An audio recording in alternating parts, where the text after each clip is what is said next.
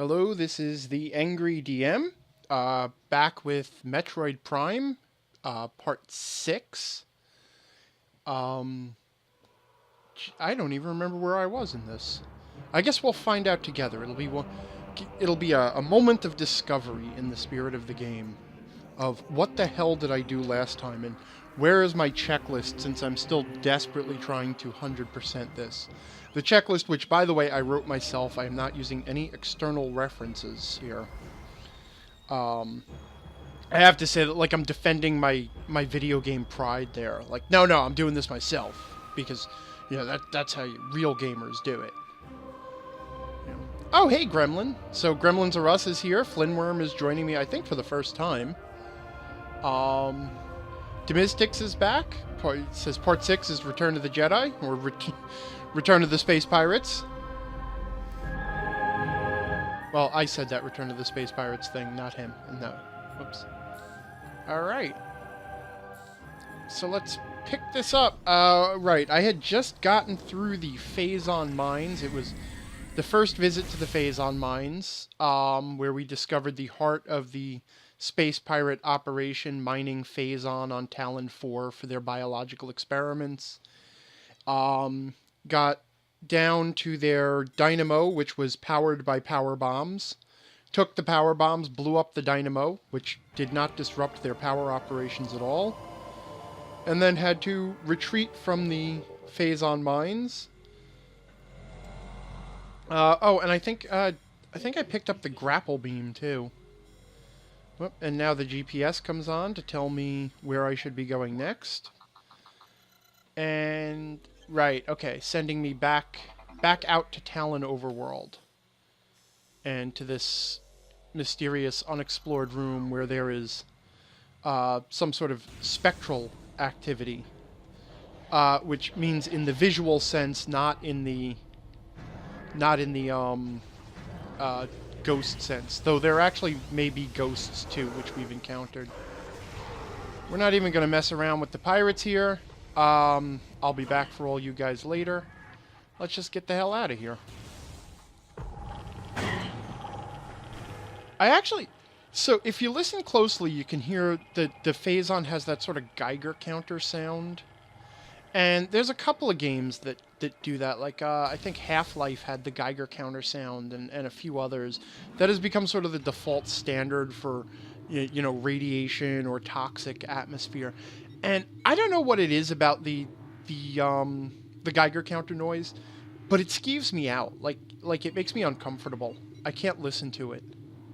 Other sounds that bother me in video games, there was in Dungeons & Dragons Online, the Storm Reach or Eberron one, whatever the hell the full title of it was.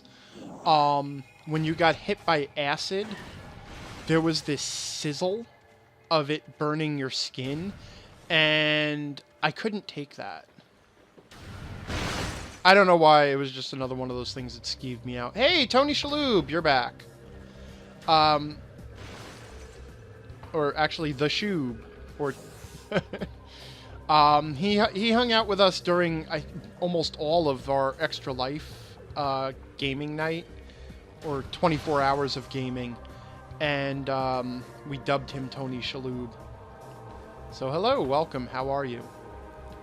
So now we're climbing to the top of I think this is called the Life Grove, using the spinner to open this gate.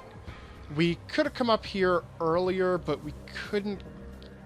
Actually, I think we could have gotten farther into it. I don't actually remember what the barrier to progress is up here.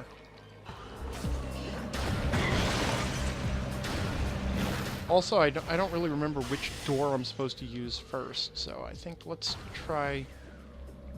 I guess I could just check the map, huh? This is the Great Tree Hall.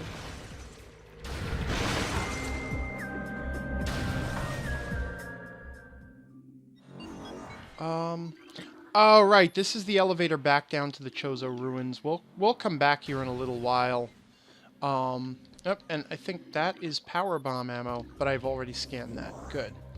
Because we are still holding to the delusion that I might actually be able to get all 100% of the scans this time around. I haven't been 100% diligent, I don't think, but I think I've gotten everything that's actually missable, which means we could actually have the fun of a watch as Angry wanders all over the world picking up the 2 scans he missed video at some point. But now we're going to come around here, and we're... Whoops. I hit the... Sorry. Hit the boost ball instead of the spider ball. So, come up over here, and we're going to climb up this spider ball track, the magnetic rail. And this is one of the spots where the controls for the spider ball are a little weird. They try to be sort of context sensitive to wherever you're... whichever direction the camera is pointing in. But it means that, like, when the camera switches a little bit, you can sort of end up going backwards as the controls change slightly. Flinworm says one of the big reasons he started following me is because a lot of guys talk about gaming are, like, dry with it. Yeah, there's a lot of things you can say about me, but dry is not one of them. Oh, this was the obstacle to progress, is the Bendesium, which can only be destroyed by the super bombs, which we just picked up. And now this is one of the worst power-ups to try and find in the game, because there's no indication of it at all. It's one of the optional missile packs. Shit, I hit the boost one extra time. There's actually a couple of things going on here. So, the boost ball, or the morph ball controls are not quite as good as they should be. And I keep boosting myself off the ledge. So you can kind of see how as I go up the sides, I kind of get bounced away from the walls, and now my timing is off. Because there's a little bit of a lip, and if you're not careful, that lip will knock you off so that you can't quite catch. Okay, there, but we made it. But if you do get up here, you can bomb this floor here, and the only way I found this is by actually listening for the sound effect. And then just searching everywhere. But, but like I was saying, the texture of the game works a little bit against you, because there are spots where it kind of bumps the morph ball and prevents you from doing things. And one of the things that does make it a little easier playing the Prime Trilogy is that you do have the morph ball jump that wasn't in the original game. In the original game, the only way for you to jump with the morph ball was to actually use the bombs. The morph ball also has a little bit of an inertia problem, where it's almost slippery like on ice. And you really notice it more in the second game, in Echoes, because there's a lot of really precise morph ball puzzles. And I've actually been playing through Echoes, and I'm considering maybe streaming it. I've never beaten it, so this is the first time I'm beating it. But meanwhile, I just picked up the X-ray visor. And the X-ray visor allows you to see through solid objects. And as you can see, there's actually, you know, those walls are... The walls are actually insubstantial, or, you know, they're thin and you can blow right through them with a power bomb. Not quite sure. If you came in here without a power bomb, you can't get out. Huh. Oh, I guess the little guys running around will drop power bombs. In general, the game is pretty smart about dropping the power-ups you need, and I think I talked about that in a previous episode. Or yeah. But meanwhile, so now we can get... Oh, wait, before we navigate our way out of the room, we have an artifact clue for this room. And I haven't really talked too much about the artifact clues, but if we go to the logbook, I'm trying to remember which artifact it is that's in here. No. So, when you go to the main temple at kind of the heart of the game, you get these clues about where these artifacts are located. But for whatever reason, it doesn't give you all of them. It only gives you a few at a time, and then you have to go back and get more. So I don't have all the clues, even though I'm picking up all the artifacts as I come past them. But each clue for an artifact is a little riddle like this that identifies a specific location. In this case, the Grove of Life. And a little clue. There's a pillar beneath the waves. So if I look at the map, I can see I'm in the Life Grove. And there is indeed this hidden pillar on the ground. And if I bomb it, it'll extend. Hey, O-Dog! I didn't see you come in.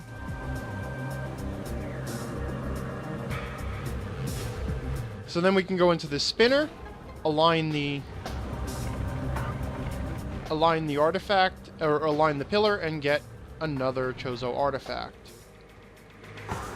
So, as I said, I've been playing through Echoes, and I'm playing through Echoes for the first time. I had never finished it, and I don't know what the hell I did. I just, like, ran away. Let me go get that artifact.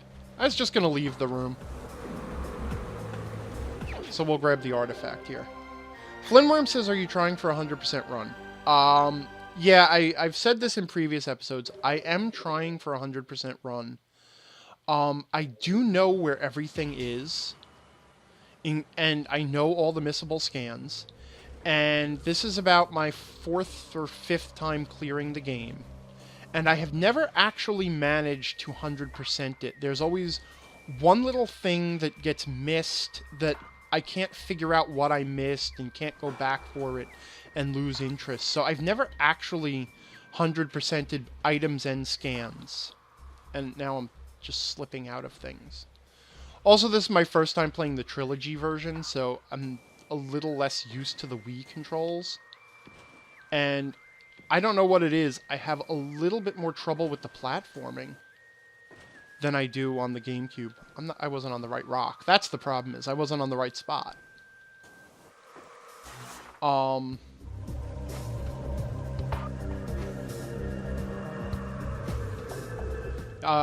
Demistic says, isn't Chozo that Mexican sausage stuff? Yeah, well, you know what? There was a breakaway faction of Chozo who did come to Earth, visited, you know, the Earth. You probably heard about the ancient aliens theory. That was actually the Chozo, but instead of leaving power bombs and missile packs on Earth, they instead left delicious Mexican sausage. And now I face the Chozo ghosts, which I have faced a few times before, but they are always visible to the X-ray visor. So, whereas before they would disappear and teleport, now I can keep track of them. Which, whoops. The super missile didn't really track him, did it?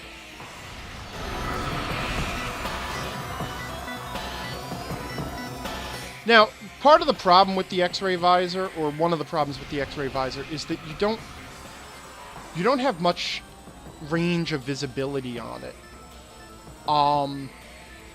So while it does enhance edges so that you can see very clearly where the polygons are, it's a little hard to use in combat because it's harder to see things that are distant from you.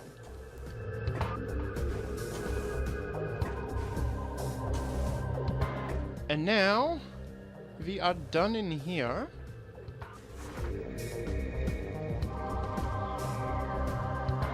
And we can get back out.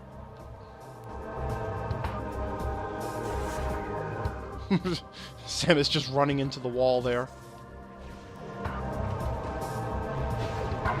Demistic says his shift supervisor believes in ancient aliens. Alright, I got one better. Years ago, I used to work at the Home Depot. And I worked with this guy who... damn it. I keep getting caught up on the terrain again, like I was saying. Can't quite get in there. There we go. And I used to work with this guy who, I'm going to say his name was Artie.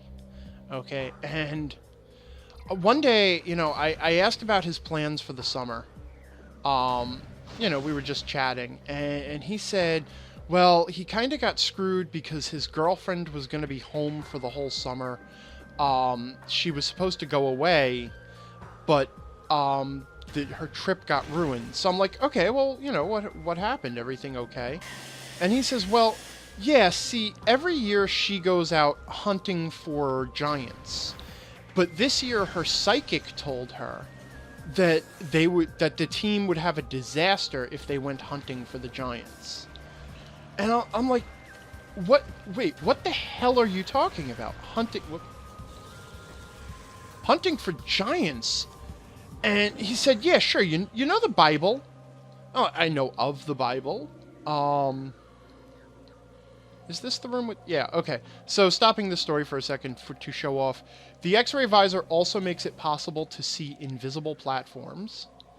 I'm just pointing this out now because the thing I'm actually going for I can't get to just yet because it is locked with a plasma door. No, I'm lying actually, aren't I? Yeah, I am lying. I'm lying. We'll go for it. So anyway, hunting for giants, right? Am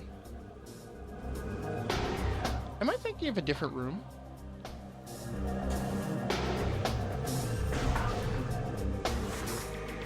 No, okay. There we go. I was thinking of this room. Grab the missiles. So, hunting for giants. He says, yeah, you know the Bible? I'm like, yeah, I know of the Bible. And he explains, okay, so in the book of Genesis, one of the things it talks about is that there was a choir of angels known as the Grigori who, I feel like I'm forgetting something in here, but I know I'm not. There was a choir of angels known as the Grigori, and they had gotten too close to humans. And if you saw Dogma, you kind of this was the you know the Ben Affleck or the Matt Damon character. I can't remember which was which, but he was a Grigori, a watcher angel, and they had gotten too close to humans, and you know they had, you know, interbred with humans, and they had given birth to a whole bunch of giants, you know, like 100-handed giants and all sorts of other mythical monsters.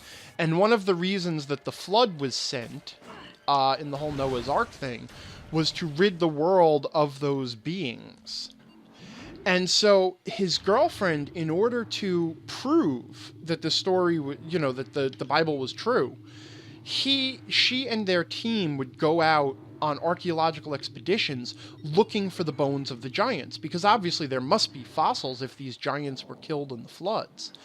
And in order to help them do it, they employed a psychic who would tell them where to go and dig. But they never turned anything up. She had been doing it for years and years.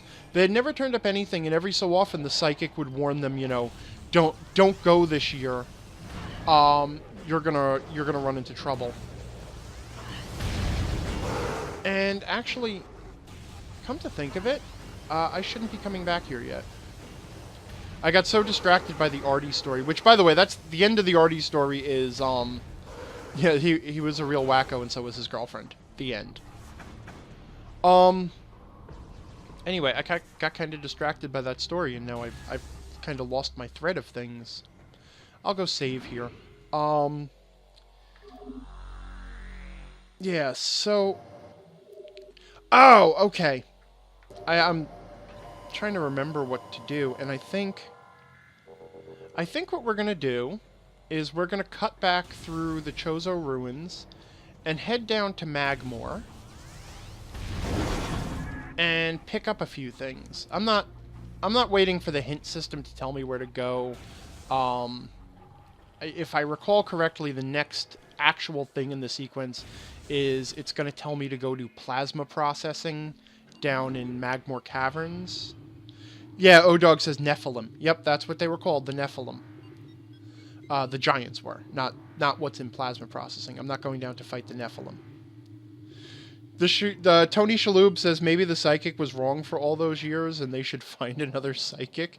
Yeah, you know, obviously we made that joke at Artie repeatedly, and Artie was a weird guy anyway. I mean, he stayed with this girl for several years, the giant hunting psychic consulting girlfriend. So, you know, clearly they had some sort of a connection. But even he kind of admitted that this one was a little out there. He was just happy to have summers alone. Whoops. Wow. That thing hit me with enough... The needle thing hit me with enough force to actually knock me into the water.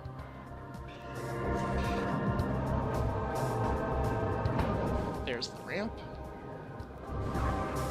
No? No, there's the ramp. I don't know. You know what? I'm lying. I have no idea what the hell I'm doing. I've never played this game before in my life.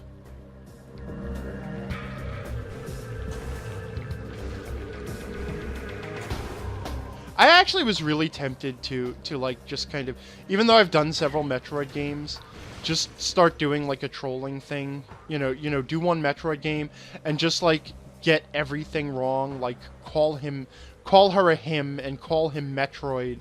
And just like talk about the game. So like one of Metroid's ability is the gun that, you know, whatever. And just see how long people stayed in the chat or corrected me.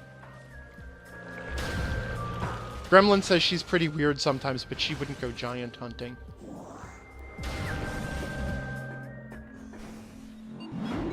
I guess I don't know.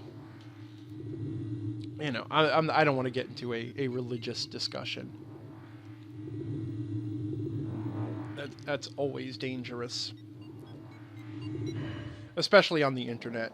Because there's no right thing to say. Alright, so cutting back through the Chozo Ruins. Did I come the wrong way? No, I came the right way. Where the hell am I? Oh, okay. I was not... Did I just get completely turned around in that hallway and go back the way I came? That's pretty funny. Alright. Enough talk about giants and religion. I'm gonna, like, pay attention to my game here, because I'm starting to make a major screw-up of this. Alright. So, while I'm here, I'm gonna cut through, the Chozo Ruins, and we're gonna pick up a few items that we missed on the way. And then... then we're gonna head down to Magmore Caverns and grab some pretty neat power-ups. Alright, so... First thing we're gonna do, back in the Hall of the Elders, there are these 3 color-coded things, and the last time I came through here, I only had the wave beam, so now I can activate this one that's coded to the ice beam, and change the configuration of the room, and the ghosts are going a little bit berserk here. Alright, fine. I'll deal with you. Only because they're gonna make doing the whole morph ball thing a little bit of a pain. Plus, honestly, now that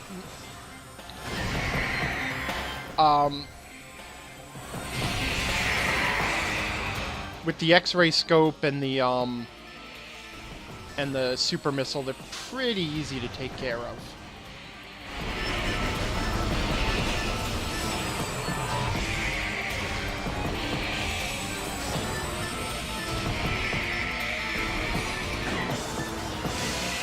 The only thing, I think I've complained about it before, but I really don't care for the fact that when you're in any visor other than your combat visor, you lose your radar. I don't understand why that happens. Oh, but you know what? While I'm here, let me show this little Easter egg off. If if you haven't played this game before. So if you look closely at the gun, you can see Samus's hand inside the gun. And then she put her other hand on it to steady it. But more importantly, it's kind of hard to see with this gun. But if you look at the position of her fingers,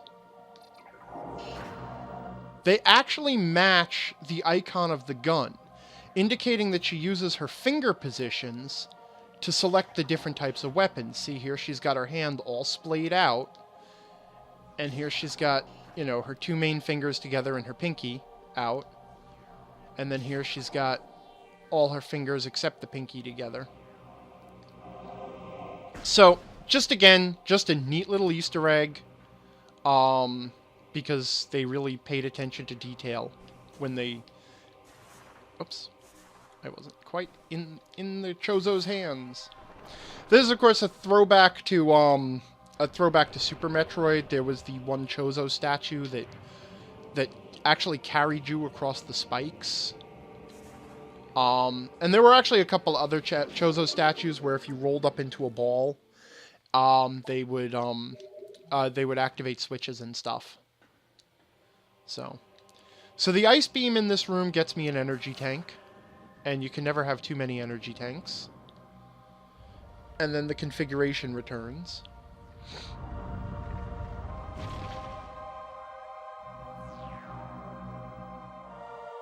Odog says it's nice of these aliens to have these save points all over the place, and to which Flinworm replies, "They're not save locations. They're actually Chozo fast food outlets.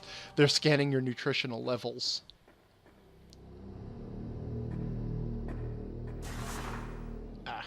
Right, roll under the pipes.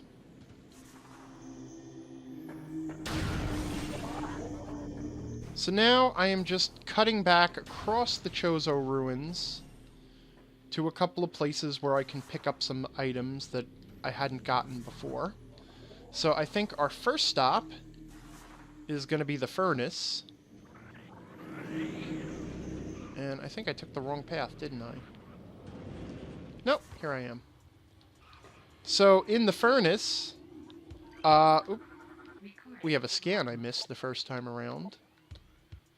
Plated parasites, yet another palette swap of the parasite. And we also have a Bendesium floor.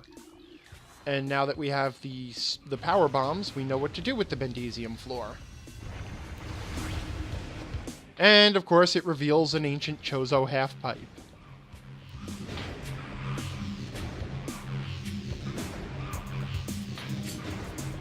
So we get up enough speed, and we get on the spider ball track. Oh. And this is a perfect time for my GPS to tell me that I've got my turn coming up ahead. Oh yeah, it's pointing me to seismic activity in the Magmor region, huh? The geothermal core. Okay. Yeah, that's where I was talking about. I just got the name wrong. I think plasma processing is the room off of it that you... Now, these stupid parasites will knock you off this pipe. And my timing just sucks, doesn't it?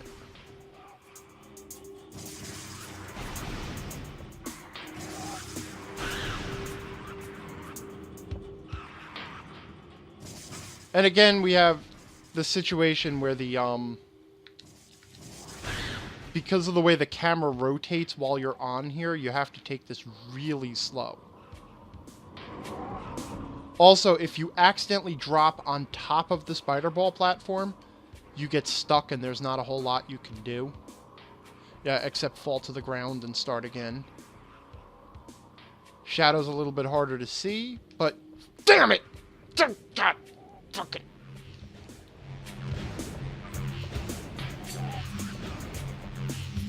I hate this crap. My timing is off on the stupid...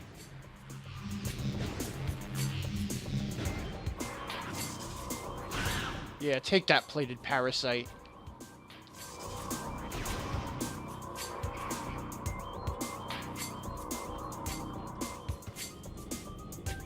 I honestly, I don't have a light touch on the analog stick. I'm not good at this precision crap. I really hate some of this morph ball stuff. This one's actually not too bad. I think the one I hate the most is the one down in Magmore with the little catwalk without the railings on it. That one just drives me nuts. If I get this in only 2 tries, I'll be happy. Alright, fuck it, I'm just going. There we go. I'm right here anyway. All of that for 5 more missiles. But you know what, damn it? It's that 100% thing. It's this nasty little... It really is brutal. Because at the end of the game, you know, the game tells you what your completion percentage is. And, you know, like, you think you did a good job. That's what it does. It's like, wow, I really feel like I tore this place up. Look at all the missiles I got. Look at all the energy tanks I got. I bet my completion percentage is like 90% or something. And then you finish the game and you see it, and it's like 20%. Well, it's not 20%, but, you know, it's like 60%. It's like, how did I miss that much? Well, now I gotta play it again.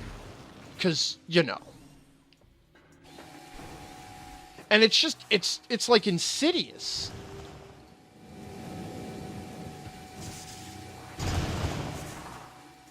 Gremlin's saying I'm a stickler for 100% too, or that she's a stickler for 100% too. Whoops. You know what? You guys just...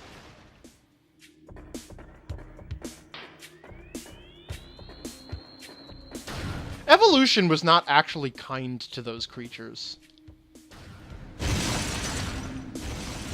Now, I don't remember, did I get this missile pack up here? No, I did not. Oh, yes, I did. Okay. Okay. At some point, I gotta check my stuff. But I know that I do have to go back this way.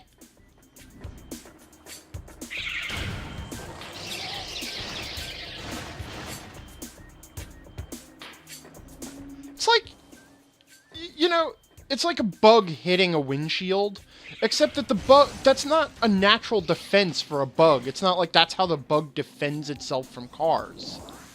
It's just, but that's what the shriek bats do. That's, you know. So anyway, no, I don't know why I don't know why that thing is underwater. I never noticed it before. But here we have another hidden path under the water and another missile pack. And I know I got the 2 already in the dynamo behind where the charge beam was at the other end of this room, so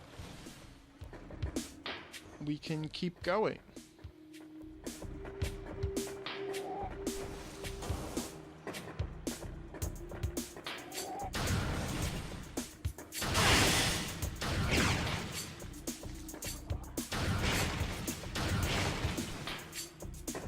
And I'm gonna just stop at the save room. Yeah, I'm not really chatting much about the game, am I? It's, you know, it's these item collection... It's these item collection sections that do you in. You know, the scavenger hunt thing. Which, I admit, is a big part of the game.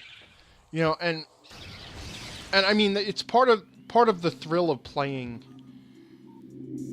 Is that a large missile? No, okay. I don't know. I gotta check my logbook a second here.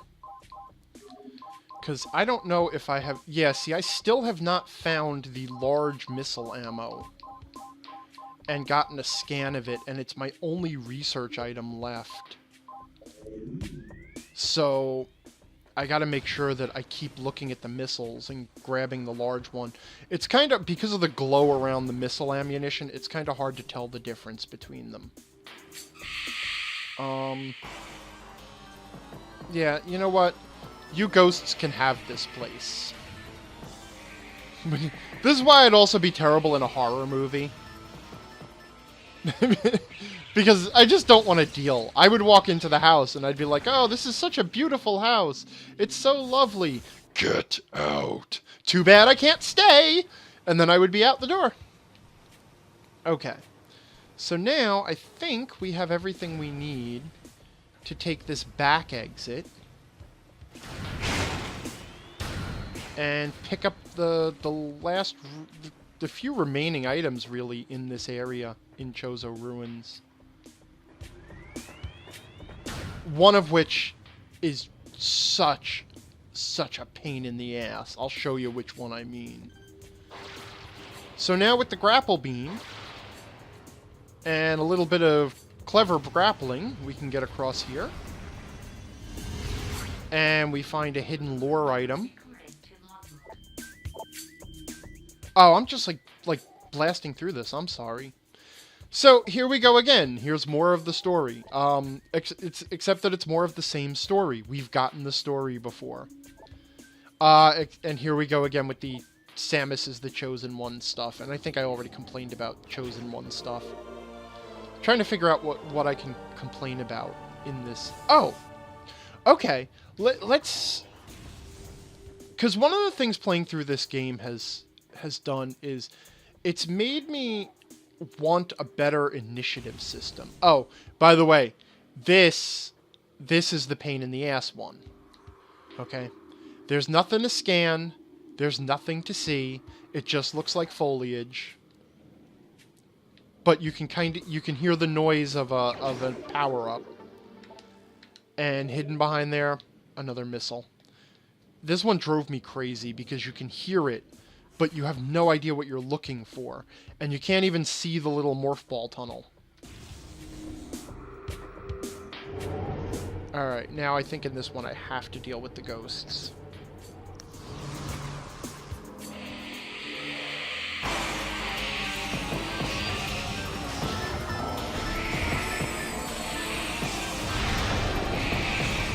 Damn it.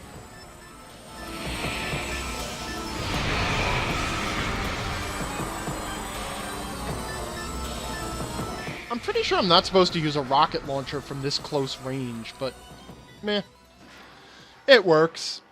First hit points now initiative. Yeah, oh, what do you want from me, man? I'm a DM. I'm constantly thinking about this shit. And the only reason I play as many video games as I do is to run better role-playing games. Let's be honest. Well, no, that's not true.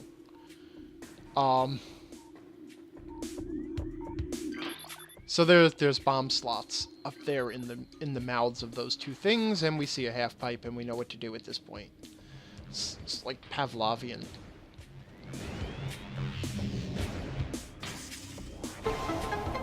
One of these exposes the spider ball track and the morph ball elevator. And you can hear the noise of the timer going. So and this one's kind of, damn it, I'm hung up on the, there we go.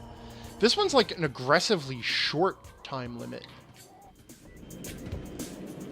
And this nets us a, where is it? I like jumped through it 3 times. Yeah, I'll get back to the initiative thing in a second. Once I start going through rooms I've been in before. So initiative. It has become a trend lately among DMs online to just get rid of the whole initiative, or not initiative, experience. Get rid of the whole experience. Yeah, I did say, I went to the wrong mouth. I did say initiative. And I meant experience points. I want to talk about experience systems. Whoops. Because one of the things that a good video game does is make the activities that it wants to be about rewarding. Okay? So, Metroid is about exploration. More than anything else, that's really what the game is about. That's its central theme, is exploration. And so, what you find is that I mean, there's fights in the game too, and there's boss fights, and there's other stuff going on, and there's a narrative to kind of learn. Though interestingly, well, we'll come back to that because the narrative is actually not a reason to play the game. It's a reward for playing the game right. But you know, so despite all the things that the game does, the game is about about exploration. And I'm actually now back in the main plaza here, grabbing this missile pack, and I think I got the one. Whoops. I think I got the one in the tree already. No, I didn't. Or did I? Really? You're gonna mess with me?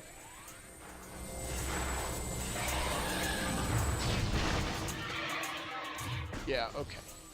I think I got the one in the tree already, but...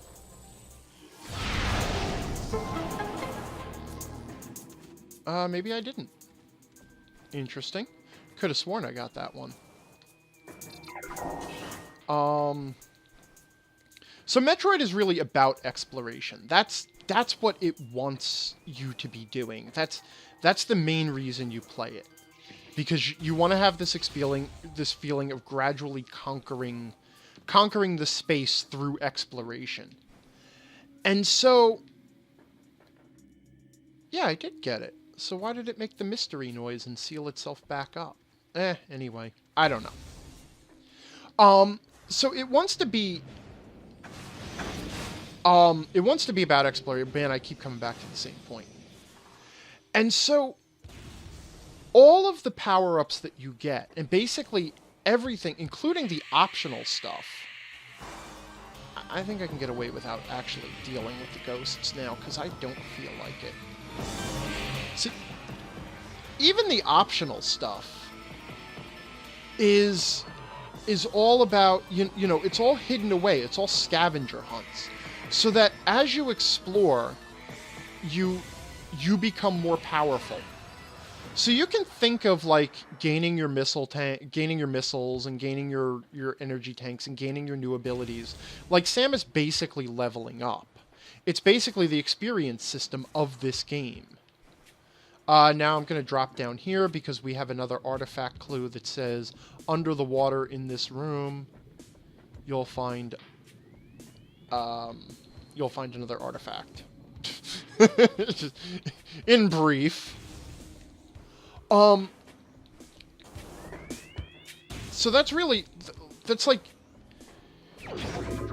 if you enjoy the exploration, you enjoy the gameplay of Metroid. But you also feel rewarded, sorry, I was taking a drink, but you also feel rewarded for doing the exploration, and in fact, you are rewarded for being good at it.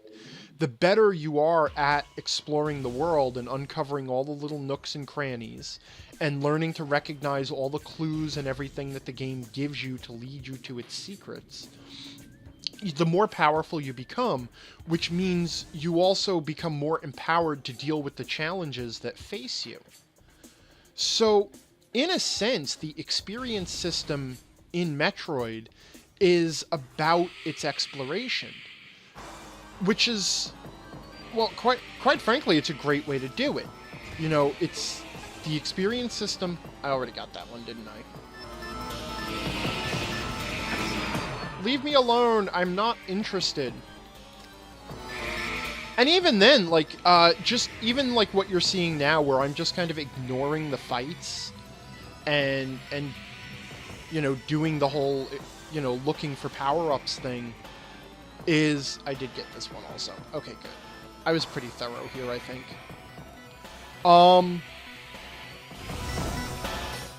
It shows how that, you know, you can decide how to engage the game, but the exploration itself, you know, the more of that you do, the more rewarded you are going to be.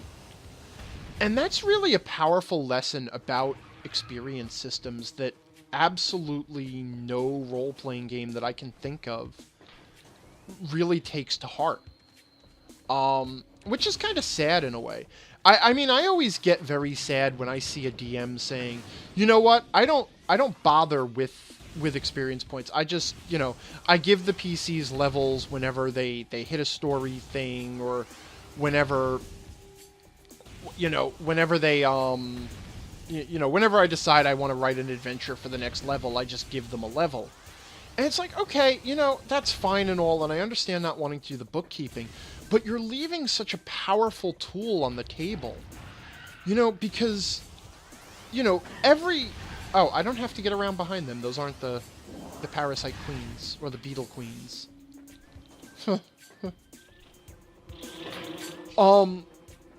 Because every campaign, every game, really, is about something. It has some sort of central theme, right? And usually it's about a couple of different things. But in the end, there's one or two or three things that are really at the heart of your game that you can say the game is about. And you want those things to be rewarding. Not just in terms of, obviously they're fun to do. Like, if the exploration isn't fun, you wouldn't do it. But the fact that in addition to it being fun, it also empowers you, makes it sort of a double-edged sword in terms of feeling good. It's because it's both extrinsic and intrinsically rewarding, which, okay, I guess I should probably define those terms. So basically, there's two types of rewards. There's two reasons to do something. There's two forms of being rewarded by something. Some things are just fun in and of themselves. You do them to do them. You do them because they're relaxing, entertaining, whatever. Those things are intrinsically rewarding. The reward that you get for the thing is just the doing of the thing.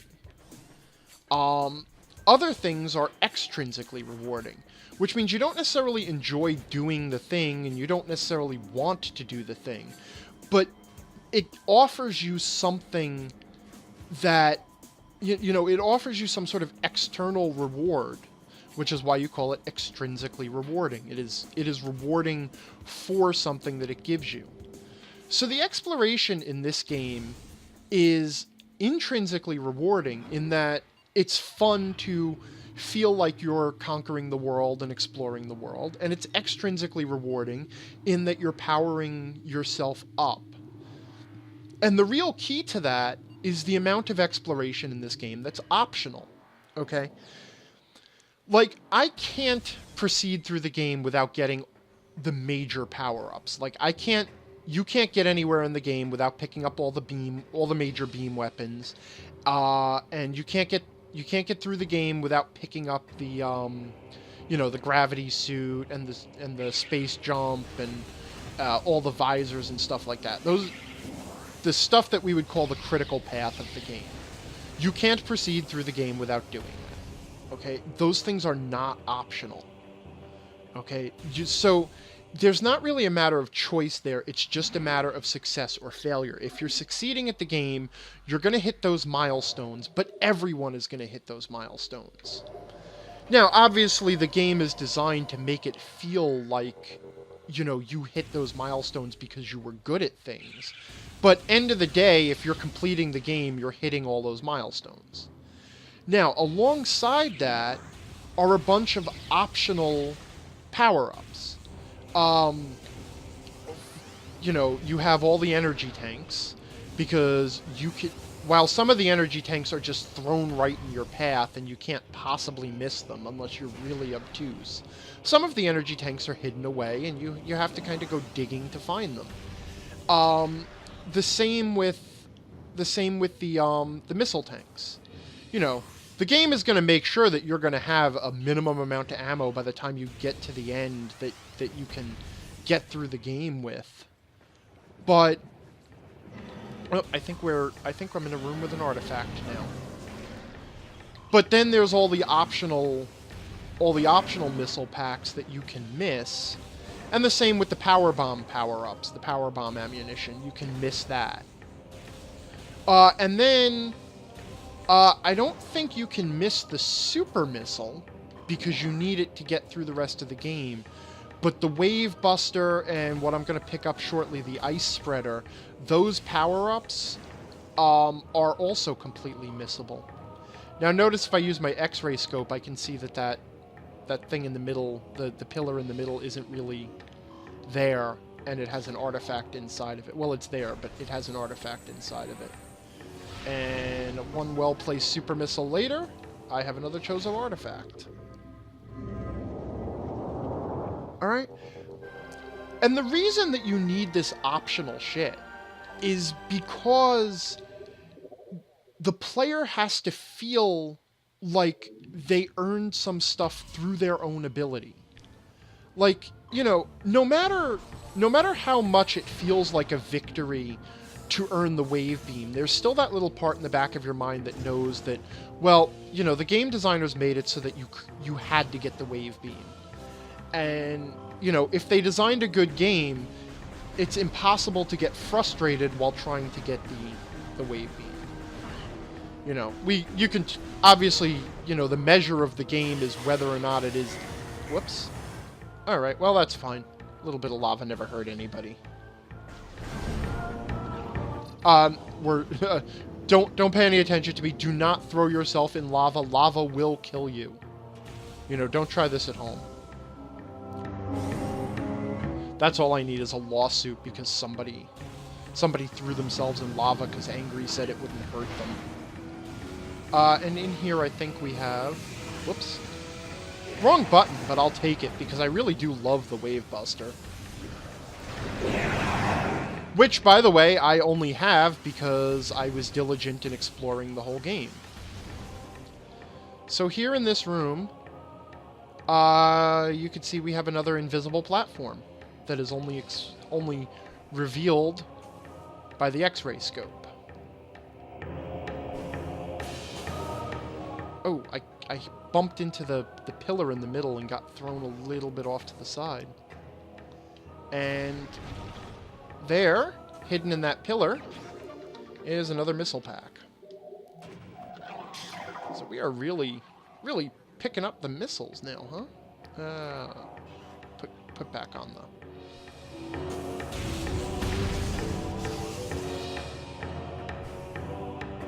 I hope this whole thing isn't about item collection. Well, I'm gonna get something really cool and something really lame coming up. And actually, it's the cool thing that is lame, and the other thing is the cool thing. Which, haha, that's a joke only I get right now, or anybody who knows the game. But anyway, so initiatives or experience systems. Extrinsically rewarding, optional. Okay, so that's the thing. And that's where the idea of I give my players the experience points when they hit the story milestones kind of falls apart. Because, in a sense, they have no control over when that happens. It's not their choices that lead. That missile couldn't find... And he crashed right into me while I was watching the missile. Because the players don't have any actual control over that. They're gonna hit story milestones. And it's not like you're gonna withhold levels from them and keep running for a first level game, first level group because you don't think they're hitting the right story milestones. But you're taking away the power of experience to reward the players for their own actions. And then, on top of that, you get to a system, you know, a game system like D&D, where the whole experience system is based around combat, and that's essentially saying, well, the whole game is, you know, combat is what the game is about. That's the rewarding activity. That's the method of empowerment. Okay? Because no matter how much you care about the story or the narrative of the game, experience points are not just about the characters, and it's not just about character growth. The players are always going to... They're always going to treat that like a reward. You know, gaining a level feels good, not just because the character grows, not just for the externality, but also because it is intrinsically rewarding to gain a level. See, again, intrinsic and extrinsic rewards. And the most rewarding things are the things that are both intrinsically and extrinsically rewarding. Now, I had already gotten the artifact here, but, whoops. but the base of this statue, which I can't back up far enough to look at, I was trying to line up a good shot with my camera and backed into a volcano. Pretty much the worst Samus vacation mishaps. Yeah, Demystics is saying, because I just finally looked at the chat and stopped doing my monologue, and Demystics says, what about giving out... I can't find the way out of here. Oh, I'm above it. Somewhere here is that there's a morph ball tunnel I can creep out of. Isn't there? Oh, it's a pipe in the wall. Okay. Demystics saying, what about giving them a list of optional milestones like discovery, role-playing event, etc., as opposed to the predetermined you will get here to the story spot? Well, that's exactly it. You know, that's exactly what I was going to suggest, is you decide what your game is about. You decide the ways that you're going to engage your players.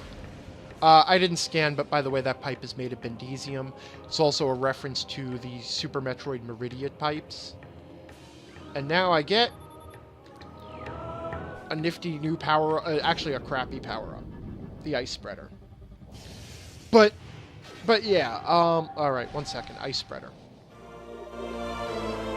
So the Ice Spreader is the equivalent of the Wave Buster and the Super Missiles, in that it's the super charge up for the Ice Beam. Charge the beam fully, and then fire a missile.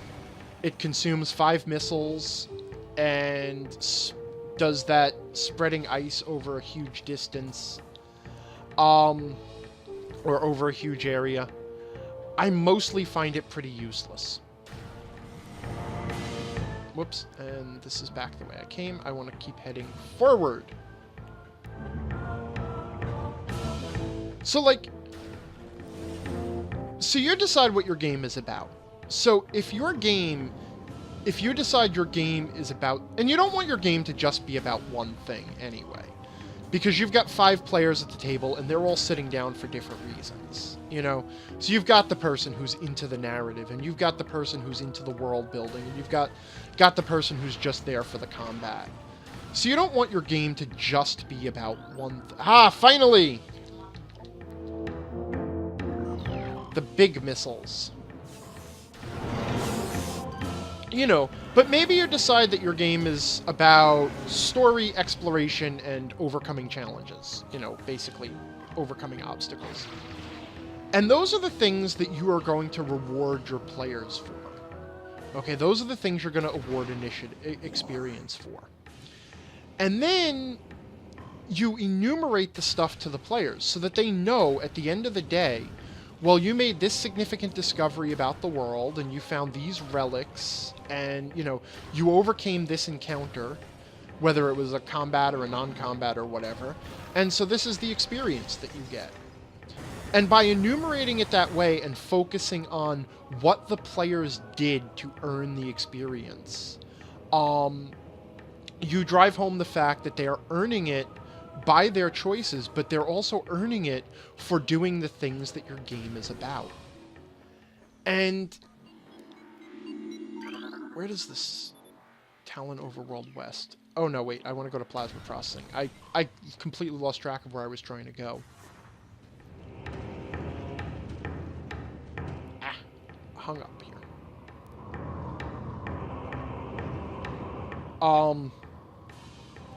You know, so I did that recently with my 5e campaign. I finally said, and it was actually as a kind of a direct result of paying attention to the reward structure of Metroid. And I said, to hell with it. I am writing my own table of what is worth experience. And I probably should share it.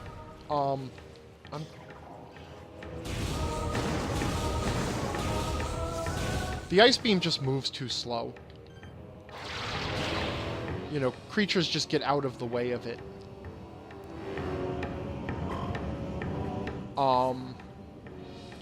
But, so I finally decided, and like, for example, you know, my game is very much about exploration and about challenge. Okay? You're going to be put in situations, and you're going to have to overcome the obstacles. And, you know, I want you to be interested in the world and explore the world. And most of my players are into mysteries and exploration and that sort of crap. So it's a good match. I've been paying attention to what my players like.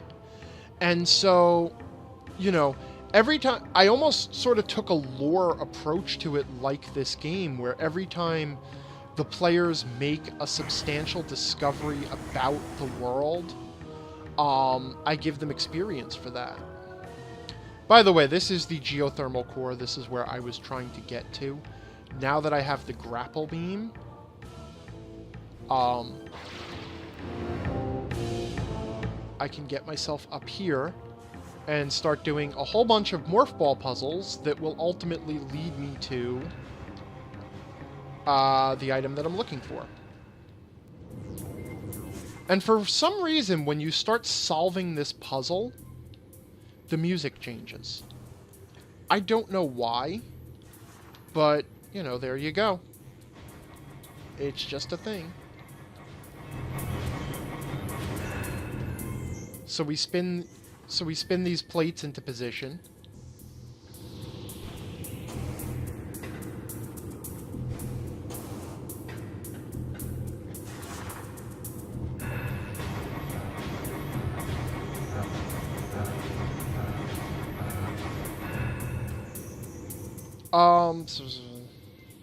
Sorry, where the hell is... Oh, right, okay, I gotta jump. Where do I have to go? Have I managed to confuse myself with this? Oh, okay, there's the I wasn't seeing the spider ball track. Don't roll off the edge, don't roll off the edge. There we go. And the Shaloub is saying, as a noob DM, I hope I can get enough experience to be able to put together campaigns like that. Well, you can. You totally can. Okay, anybody can do it. It's just a matter of practice. You know, every DM, no matter how good they are now, was a noob at one point. You know, and you know, unlike just about anything else, there's not a whole hell of a lot of literature out there. I mean, there's a lot of DM's guides and a lot of books and shit, but you know, there's no real good, like, rigorous academic stuff to consider. You just kind of have to feel your way through it and make shit up. You know, make shit up, and most importantly, try shit out. Be willing to experiment. Be willing to break your game. That's the biggest thing. Like, if you treat your game like porcelain, you are never going to get any better at running your game. You have to be willing to break it. You have to be willing to try something that seems crazy, ridiculous, absurd. You have to be willing to screw up. You know, you have to be willing to screw up. You have to be willing to run a bad session. You have to be willing to be in a position where you have to apologize to your players and say, look, I'm sorry, guys. You know what? I don't even know what I was thinking. You're right. This utterly sucked, and I'm going to retcon this whole session out of existence because it was just awful. You have to be willing to do those things, or you're never going to get better. Because end of the day, your game will survive that. Okay, it seems like a terrible thing because a session is a lot of work. You know, maybe you get one session a week, maybe you get less than one session a week, maybe you get one session every 2 weeks or one session a month. So those sessions feel valuable, and it's really hard to convince yourself that it's okay to break one. And then on top of that, you know that the players are relying on you to deliver a good game. You know, they are relying on you to entertain them. And if you're devoted at all to being a DM, you have this duty to your players. And, you know, the idea of running a bad session, that's like the worst thing in the world. It really is. It's like, I ran a bad session. I ruined everything. I ruined the lives of 5 people tonight. And I wasted 5 hours of the most valuable time of my week or my month because this is the only time I get to game, and now it's ruined. And that's scary as hell.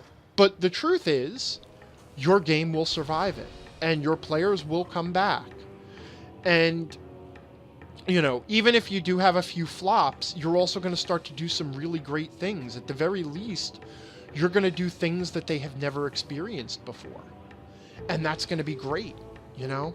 So, do not treat your game like porcelain. Be willing to break your game. That's the best advice I can give, is, you know, break the hell out of your game. Alright. So, meanwhile, since I'm playing a video game here, I just picked up the plasma beam, which completes the set of weapons now. The plasma beam is a fire-based weapon. It's a heat-based weapon. It has a very fast rate of fire, which is awesome. It has a lot of damage, and it has a really satisfying impact to it. It's got a little... I'm going to be fighting space pirates with it in a second, and you're going to see that it's got this really satisfying level of knockback to it that makes it feel really good. And just the sound of it and the force of it, like I said, it's definitely a very satisfying weapon to use. Once you have the plasma beam, you very rarely turn it off. And that's as it should be. I mean, it's the last weapon you're going to pick up in the game now. And now it is time for me to head back through to, I guess, to the Phazon Ruins. Though I might actually... I'm going to take a quick shortcut, since I'm going past there anyway. Not the Phazon Ruins, the Phazon Mines. But I am going to take a shortcut through the Talon Overworld. And just pick up a couple of things in this root cave here. The Shoob says, thanks, Angry. Sorry for hijacking your stream. There's no hijacking. I don't come with a plan. Basically, all I know is that I have to somehow manage to talk for 2 hours while I play Metroid. And if Metroid isn't giving me anything to talk about, then I need the help anyway. So, honestly, there's only so many times I could say, now I'm jumping, and now I'm using this weapon, and here's another annoying puzzle, and here's a missile pack that I already picked up, apparently.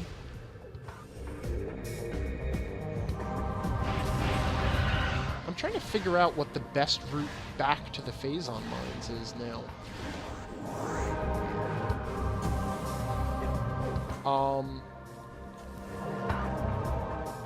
I think I just want to cut back through the Chozo Ruins. That's probably the easiest, isn't it?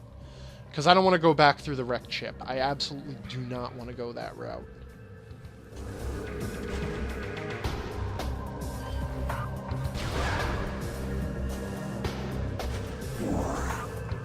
So...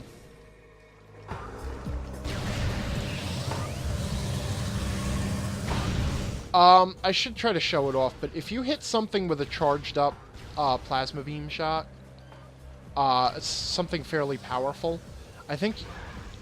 Nah, you're not going to be able to see it here. When I go to Phendrana Drifts, there's a few creatures. You get this incredible... And I skipped what I came here to do. Son of a... You get this really nice disintegration effect where the creature just dissolves in fire.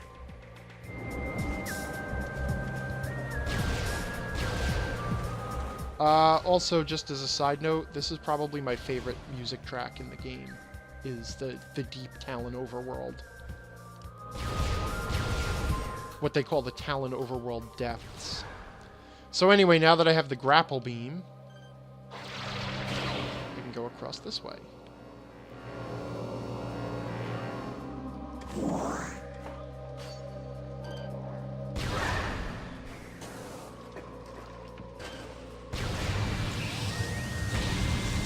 So satisfying.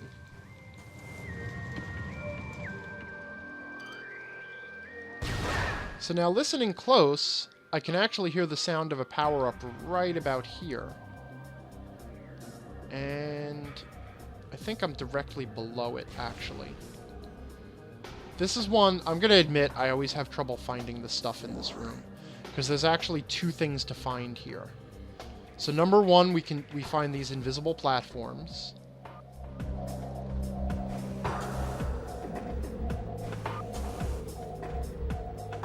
And using the invisible platforms, we work our way.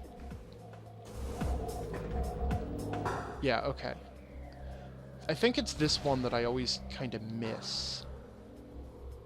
Because it's just right through the foliage.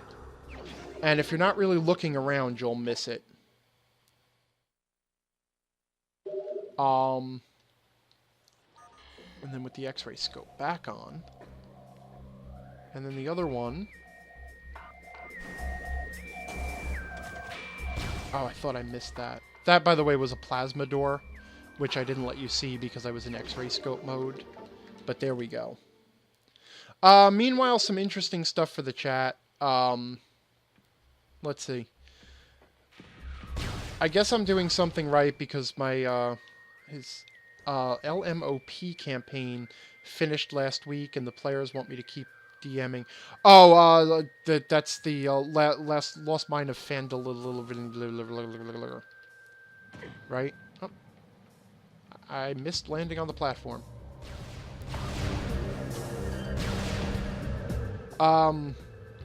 So now it's going to be Horde of the Dragon Queen. No, so good. You know, if your players want you to run more, you ran a good game. That's the most compliment you're going to get out of players, is that they came back again. There we go. There was the disintegration, by the way. Oh, I love that. Instantaneously ripped apart into its component atoms by superheated plasma. Take that, stupid plant. And actually, what I want to say is that is usually the most feedback you're going to get from players. Players are really, really, really bad at giving feedback. And if you rely on their feedback to tell you when you're doing good, you're gonna end up really depressed. The only sign that you get from your players that you're doing a good job is that they keep showing up. And really, that's enough. I mean, what more is there to it than that? You don't keep doing something that you're not enjoying, that is painful to you. Why do I always have trouble? Oh, okay. I think I can cut through to the elevator here. Though I think once I get into the Phazon mines, I'm going to cut off the stream for the night. Hell is the path here? That was troublesome. No, that's the way I came. Wow. Yeah, I know this game, guys. And I walked through it anyway. Yeah, I'm really an expert in Metroid Prime. I've beaten it 5 times, and I'm going to 100% it. And I'm so good at it, and it's going to be great. And I know where all the scans are, even the missable stuff. I even know where the Ice Shriek bat is, that you can only get the one time when you come through there. And yet, walking down a hallway baffles me. Oh yeah, did you see? He hit the ground and dissolved. Oh, I love that. I love that. It's so satisfying.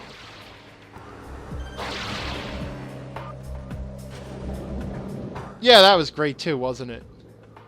That's okay. Actually, I'm...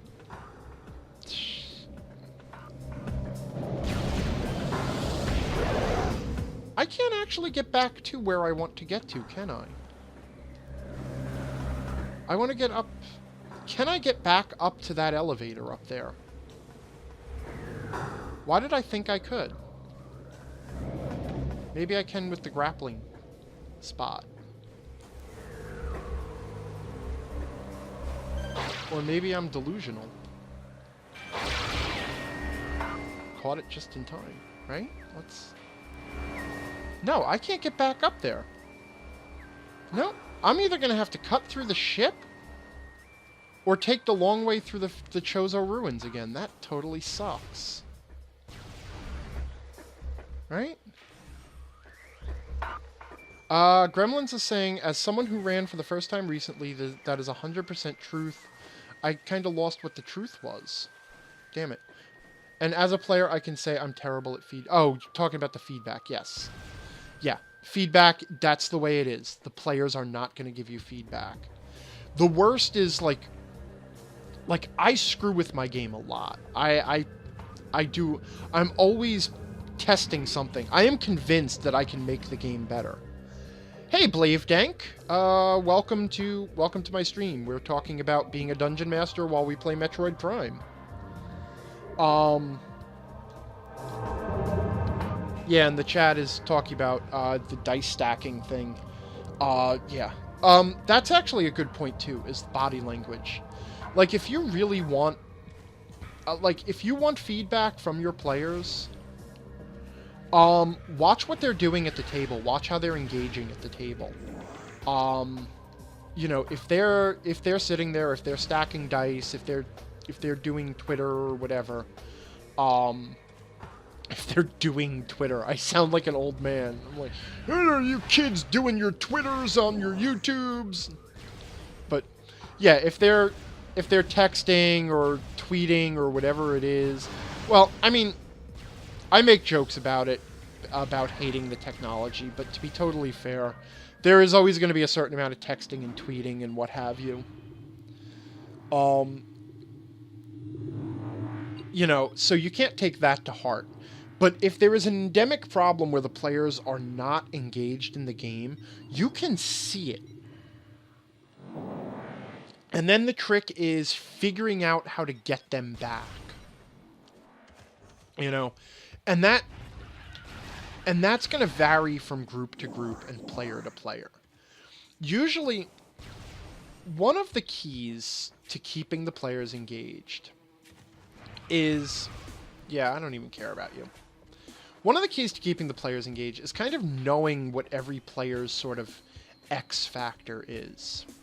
Like, all the DM's guides and GM's guides and everything out there, they all talk about the different types of players, and they talk about the power gamer and the I just walked off the ledge there. They talk about the power gamer, and they talk about, like, the thespian, the actor, and they, you know, and the storyteller and all that stuff. Like, that gives you anything useful. But because what you really want to know is you want to know the game activity that engages the player and the reason that it engages the player. Okay, that's the important thing. And in fact, I wrote an article on this on my website. It was called The 8 Kinds of Fun. It was based on some video game research that had been done years ago on the different types of... basically the different forms of engagement in gameplay.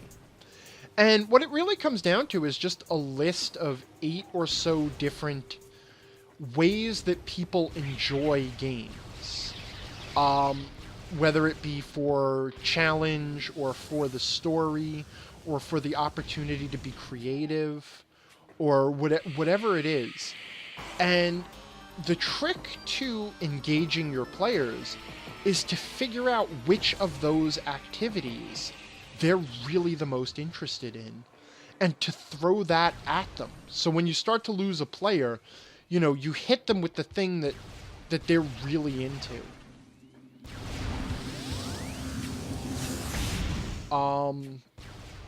So for example, if you've got the player who's into overcoming challenges,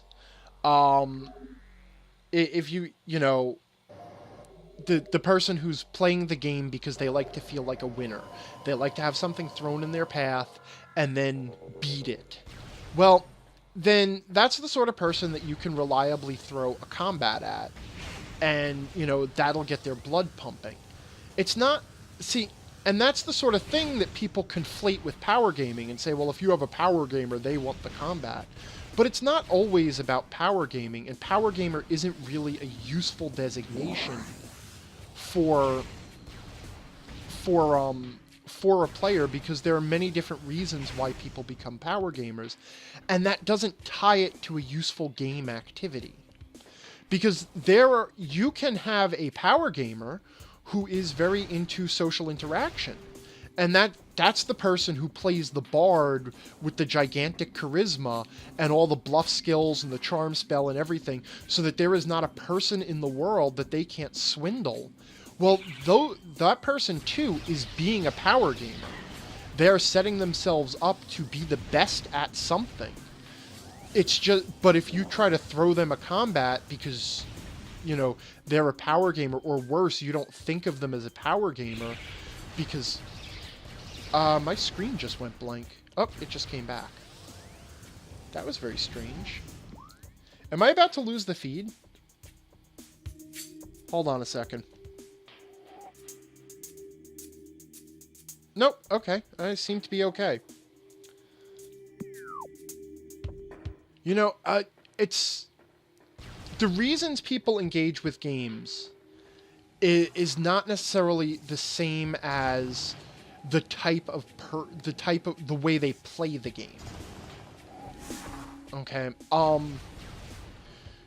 You know, like, for example, if you have a creative type, someone who's really into playing the game for expression, and you have someone who's really into playing the game for the sense of winning, for the sense of challenge, they are both going to spend equally long times on their character generation.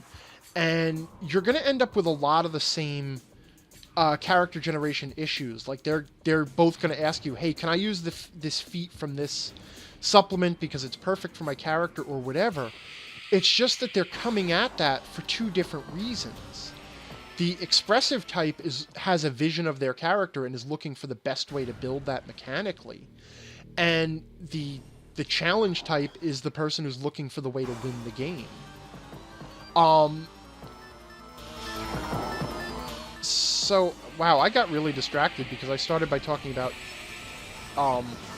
you know, what to do when your players are building dice towers, and ended up talking about forms of engagement in the game. Give me a shot. There we go. I actually don't mind using up all my super missiles here because there's a missile refill right up there.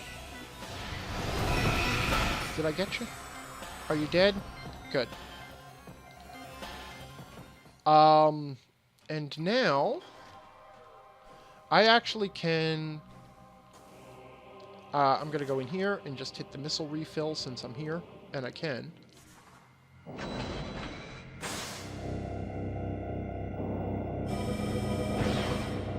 Gremlins is saying one of my friends keeps getting distracted during my online games. That's one of the ways you can tell they're bored.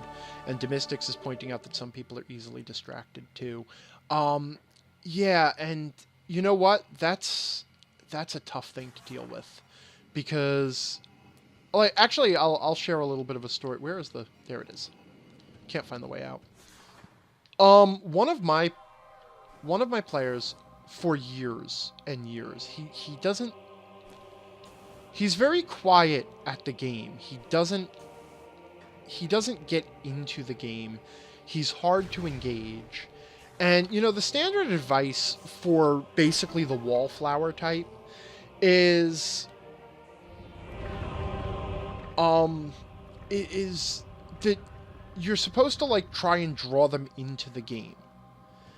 And that's really sort of harmful advice in the end, because, you know, I was trying to do that to this poor guy for years, like trying to draw him out, trying to get him to engage with the game, to be more interested, to be more excited, and to play more. But in the end, it turns out that's just the way he is. What he really enjoys more than anything else, or what he enjoyed, was being at the table with friends and being a part of the game. But he didn't really need the game to be about him. He just needed the sense of being at the game with people. That's all he wanted from the game. And I was making it hard on him by, you know, like, trying to make him engage more. Eventually I learned to just leave him the hell alone, and he would, you know, he would enjoy the game, and that was it. And now he's started to really be involved and participate very heavily in the game in a way he didn't used to, which is great. But you know, he's changed as a person. He's been in my group for like 12 years, so you know, I've seen him change the way he engages the game. But the thing is, you can't force it. You sort of, to a certain extent, you have to accept the people who come to your table, whoever they are. Um, yeah, the Shub is saying he bought the DMG today and read over the Know Your Players section. And yeah, you know what? Skip that. Because it gives the standard classification of, you know, power gamer, actor, explorer, whatever, yada, yada, yada. And it doesn't really give you the useful engagements. I'll say again, you know what? Go check out my blog article on it. But yeah. All right. Oh, I'm sorry. Blavedank is asking about what D&D is. Yeah, I've been talking a lot about D&D because I've got a lot of tabletop role-playing gamers here in the feed who followed me here from Twitter. It's as they say, it's a tabletop role-playing game. The basic idea is that you have a group of people who are playing. One person takes control of the game itself and sort of presents the rest of the players with a story or a situation. Like, you know, you are standing outside the ruined tower where you know the treasure is being kept that you have come on a quest for. What do you do? And then the other players are all characters in the story or characters in the game. And each time they're presented with a situation, their job is to decide what they do. And then the master of the game master, then responds with how the situation changes. So you're standing outside the tower where you know the treasure is kept. What do you do? And then one of the players says, well, I'll walk up to the door and I'll examine it because I'm afraid there might be traps. And then the master of the game will, you know, say, you examine it carefully and you find that there's a tripwire near the ground and it'll set off an arrow trap that'll fire a poison arrow. What do you do? And then the player says, well, you know what? I'll try to disarm the trap. I have tools on me. Maybe I can cut the tripwire. And then the game master will say, yeah, okay, that works. I mean, that's just a basic sort of rundown of the structure of the game. Because in the end, there's obviously a set of rules, and, you know, dice are involved.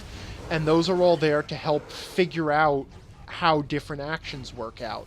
So that, you know, if you say, I'm going to run up and swing my sword at the goblin, we have rules in place to determine whether or not you hit the goblin and how much damage you do, and, you know, whether you kill him or paralyze him or whatever you might do.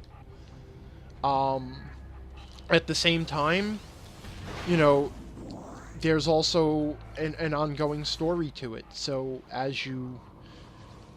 wow, man, it is really tough to describe D&D while I'm trying to fight space pirates. Usually I've got this speech down cold. But,